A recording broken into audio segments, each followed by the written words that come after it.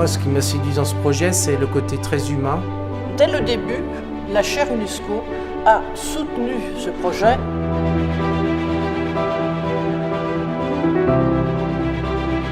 L'objectif est l'ouverture de la Cité de la gastronomie au deuxième semestre de 2019.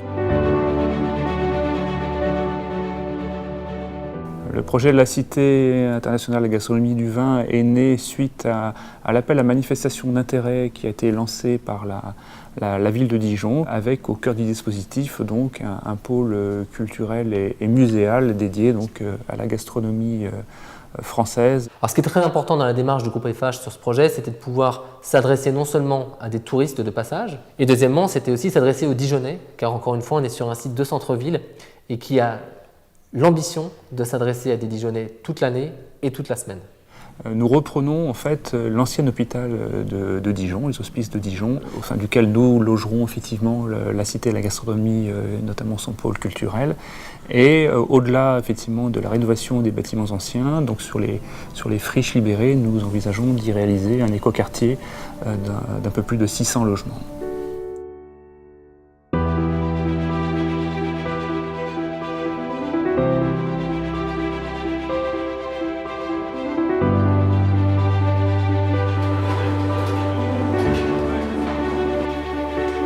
Nous sommes dans la Maison La Meuloise, donc un restaurant qui est 3 étoiles au guide Michelin.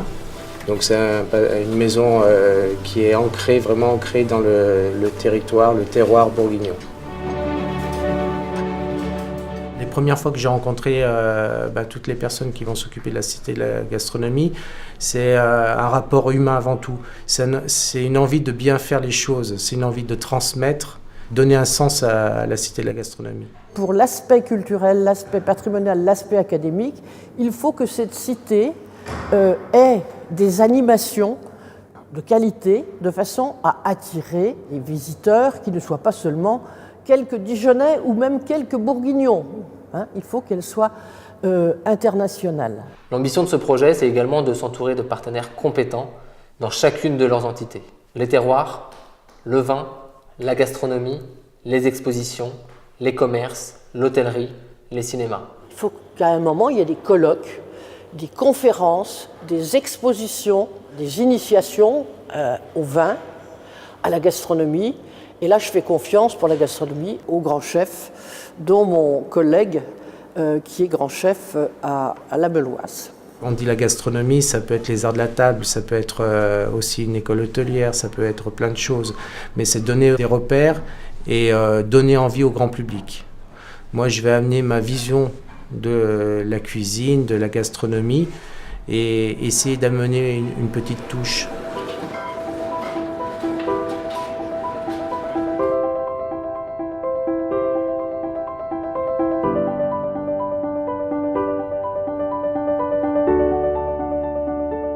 Cette cité de la gastronomie, elle a été conçue aussi en lien avec le classement à l'UNESCO du repas français. Donc notre volonté, c'est à la fois d'avoir des expositions permanentes qui vont traduire cette notion de repas français, mais aussi de faire se succéder des expositions temporaires qui permettront de renouveler au fur et à mesure pour le visitorat les nouvelles découvertes sur le repas français. Ce que les visiteurs cherchent maintenant de plus en plus, c'est bien sûr d'aller à la rencontre d'un thème, mais c'est surtout de vivre une expérience, de vivre une aventure et de la partager dans le groupe de visiteurs. Ça va se concrétiser par des expérimentations, par de l'information, par des jeux, par du spectacle. Donc tout un ensemble d'éléments muséographiques qui vont permettre aux visiteurs de s'immerger dans cette thématique, de le découvrir et bien sûr de l'apprécier. Ce qui est très intéressant, c'est que c'est à la fois un site ancien, mais un site complètement revisité. Donc on va alterner une partie patrimoine, je dirais, historique, et une conception complètement nouvelle, avec des espaces qui vont être très ouverts. Ce que l'on veut, c'est que ça soit une cité qui, dans 10 ans, soit ancrée dans le paysage gastronomique, à la fois français et bourguignon. Mais surtout, ce qui est très important, c'est que ça soit un lieu où il se passe toujours quelque chose, et où les gens ont envie de venir et de revenir.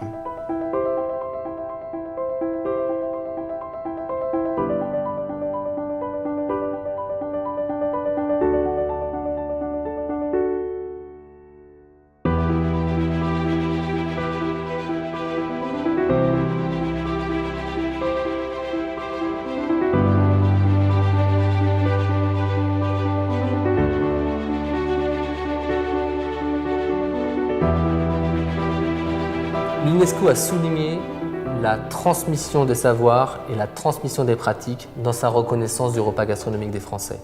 Et c'est ce qu'on a souhaité mettre en valeur via la formation.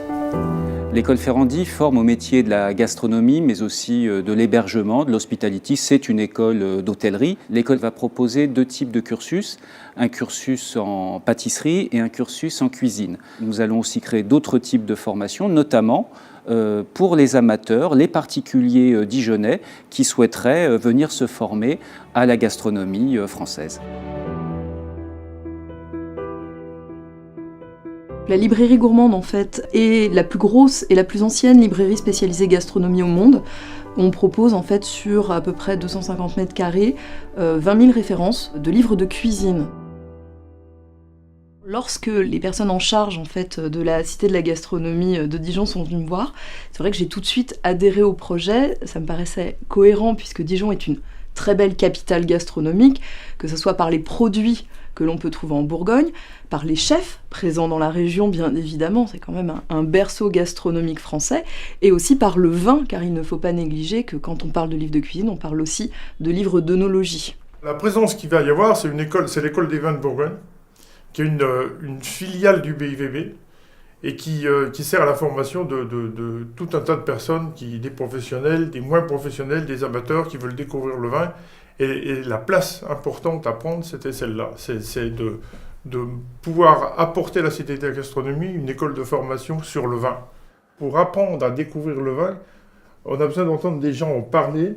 Et le simple fait de passer 1h30 à apprendre certaines choses permet de continuer d'entretenir après et puis de faire jouer son expérience, si on veut, donc, puis de la partager avec d'autres. On a un vrai rôle pédagogique autour de la Cité de la gastronomie qui ne doit pas être un musée figé, mais qui doit être quelque chose de vivant, quelque chose d'interactif, et qui doit effectivement porter la gastronomie en dehors des cuisines des chefs. On ne va pas venir sur ce site que pour visiter la partie culturelle du site, mais aussi pour profiter des autres activités qui y seront présentées, que l'on soit un particulier, un touriste ou effectivement des entreprises dans le cadre de séminaires de travail. Pré-Village by CA est un espace d'open innovation dans lequel se rencontrent des startups, des grands groupes. Chacun coopère dans l'objectif de créer de la valeur. Nous avons travaillé avec des acteurs comme Vitagora, comme la Foodtech. Nous partageons la même feuille de route. Accompagner le développement des startups, favoriser l'émergence de nouveaux champions de l'agroalimentaire. Et bien évidemment, lorsque l'on parle agroalimentaire, la Cité de la gastronomie trouve tout son sens. Le futur hôtel de la Cité s'inscrit dans le projet global de la Cité internationale de la gastronomie et du vin, qui est un projet ambitieux, un projet international. Donc nous nous attachons bien évidemment à respecter les valeurs de la ville de Dijon sur l'éco-citoyenneté, sur la rencontre, sur le tourisme bien sûr, mais surtout sur le fait de pouvoir se rencontrer et se divertir dans un lieu convivial. Que la Cité de la gastronomie permet de restructurer les salles à réessai sur Dijon, puisque le de Vosges fermera, et que c'est l'exploitant de l'Eldorado qui exploitera la réessai à la Cité de la gastronomie. C'est un projet qui est novateur parce que sur un même lieu, dans 2 établissements différents, on va présenter tout le spectre du cinéma. Sur cet hôtel, nous avons travaillé avec Hilton, notre partenaire. Nous avons choisi la marque Curio by Hilton, qui est une marque qui correspond complètement à ce positionnement et à cette clientèle qui attend un lieu de vie qui soit relativement atypique. On a déjà une longue histoire avec les cinéphiles et les spectateurs de Dijon et on est très content de la continuer à la Cité internationale du vin et de la gastronomie avec l'implantation du Cinéduc. Dijon est une ville qui bouge énormément, qui a une visibilité internationale extrêmement intéressante et qui là se positionne d'un coup avec la Cité internationale de la gastronomie et du vin sur un positionnement de capitale de la Bourgogne.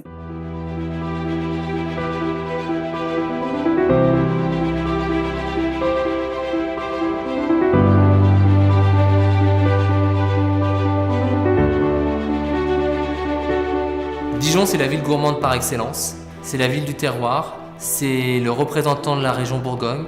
Dijon, c'est une évidence. La gastronomie, c'est un bon produit, bien cuit et bien assaisonné, et ça, tout le monde peut le faire à la maison. La convivialité, c'est la gastronomie et le vin. Il y a toutes les compétences dans notre région pour mener ce projet à bien.